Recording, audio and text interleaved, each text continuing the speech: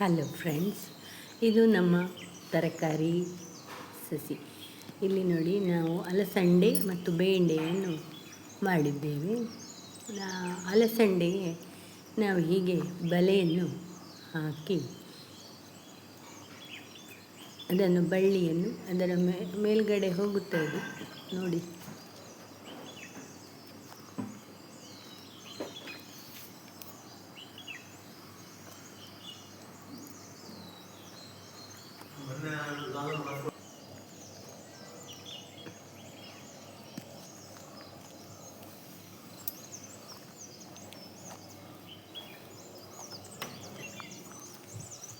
ಈಗ ಇದರಲ್ಲಿ ಗೆಣಸು ಕೂಡ ಇದೆ ನೋಡಿ. ಗೆಣಸು ಇಲ್ಲಿ ಬದಿಯಲ್ಲಿ ಗೆಣಸು, ಅಂಗಳದ ಬದಿಯಲ್ಲಿ ಗೆಣಸು ಹಾಕಿದ್ದೇವೆ.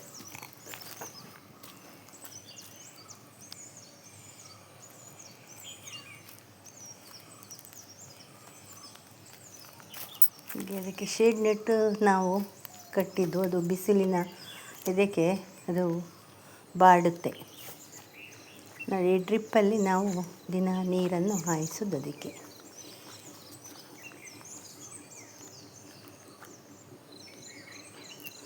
ಅಂಗಳದ ಒಂದು ಬದಿಯಲ್ಲಿ ಮಾಡಿದ್ದು.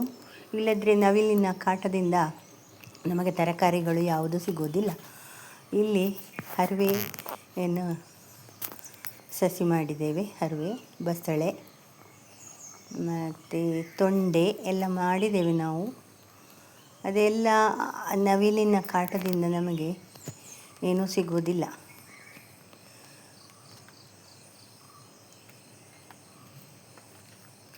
ಇದು ನೋಡಿ, ನಾನು ದಾರೆ ತರಕಾರಿ ಉಂಟಲ್ಲ, ದಾರಿಪೀರೆ ಅಂತ, ಅದು ಬಿತ್ತಾಕಿ ಈಗ ಸಸಿಯಾಗಿದೆ ಸಣ್ಣ ಸಣ್ಣ. ಅದನ್ನೀಗ ಹುಲ್ಲನ್ನೆಲ್ಲ ಕಿತ್ತು ತೆಗಿಬೇಕು. ಇಲ್ಲಿ ತೊಂಡೆ ಕಾಯಿ ಚಪ್ಪರ ಹಾಕಿದ್ದೇವೆ ನೋಡಿ. ಇದು ಉದ್ದದ ತೊಂಡೆಕಾಯಿ. ಇನ್ನು 4 ಇದ್ದರೆ ಸಾಕು ನಮಗೆ ತರಕಾರಿ ಪದಾರ್ಥ ಮಾಡಲು. ಇದೀಗ ಒಮ್ಮೆಲ್ಲ ಸತ್ತೋಗಿತ್ತು, ಈಗೆಲ್ಲ ಚೆಗುಳಿತು. ನಾನು ಅದಕ್ಕೆ ಬೂದಿಯನ್ನು ಅದರ ಬುಡಕ್ಕೆ ಹಾಕಿದ್ದೇನೆ. 15 ದಿನಕ್ಕೊಮ್ಮೆ ಬೂದಿ ಹಾಕಿ ಗೊಬ್ಬರದ ಸ್ಲರಿಯನ್ನು ಹೊಯ್ತೇನೆ.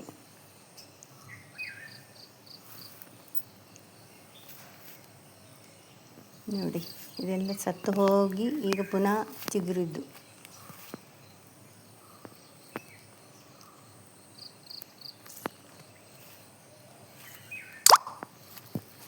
ಇದು ನೇಂದ್ರ ಬಾಳೆಕಾಯಿ ಸಸಿ, ಬಾಳೆ ಬುಡ. ಇದೊಂದು